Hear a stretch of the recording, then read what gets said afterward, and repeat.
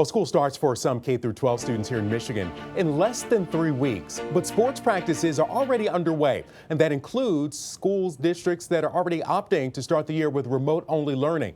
So how is it that schools are deciding it's not safe enough for students to sit in a class, but it's safe enough for student athletes to play sports? And what does it mean for high school sports now that a number of college conferences are saying no to fall sports? Like so much of life during the pandemic, it's complicated. Bloomfield Hills High School senior Samantha Green is right in the middle of all the uncertainty around high school sports. Her Palms team cheers on the school's football and basketball teams, but this year, for the first time, the Palms team is supposed to compete competitively, but now it's all up in the air. I'm just hoping that things get better so we can have competitions later in the season. There's uncertainty around most sports this fall, perhaps none more than football, a sport with no social distancing. High school football teams are already practicing. At the same time, college football is being canceled. We're totally different in terms of travel.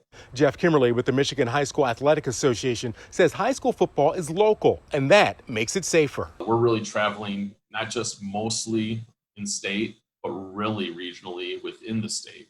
So it really limits the mixing of teams. Even so, the contact can't be avoided, and that's why football is a moderate to high-risk sport. Same for soccer and volleyball.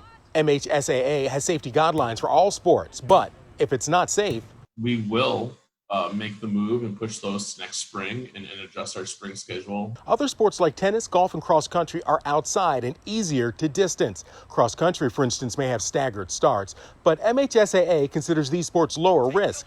Next are indoor competitions like swimming and diving. They're still waiting to be allowed to practice inside.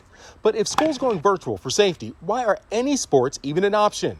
Kimberly says sports groups are small, which is a little bit different than being in a large classroom or school setting.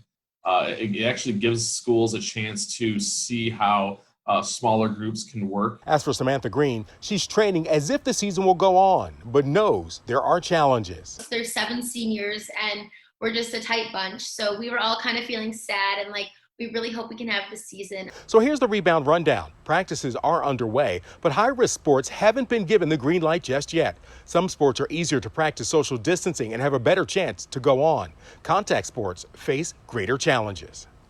Now, University of Wisconsin study says 2/3 of high school athletes are experiencing depression and anxiety over canceled sports, and these are health issues too. Kimberly says that the MHSAA knows that the mental health aspect of sports is important and something they're aware of and will factor into their ultimate decision about fall sports. That decision is expected 1 week from today, August 20th.